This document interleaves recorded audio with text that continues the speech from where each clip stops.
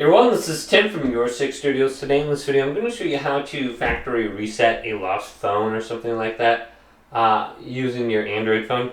So what you want to do is just swipe up and go to Find Space Hub, and make sure you type it in correctly. Find Hub. Go to this. So you can download this through the Google Play Store.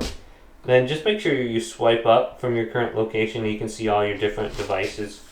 So I go like this device right here, and then go to settings, and then right here I have factory reset. So this is offline. So when my phone comes online, if someone tries to activate it for whatever reason, it's going to automatically factory reset on them. So if you lost your phone, this is what you want to go ahead and just do. Now the person who stole it probably is just going to factory reset it anyways, but this will prevent them from logging into your phone and taking your information. So go ahead and just look at that. Hopefully this video did indeed help you out.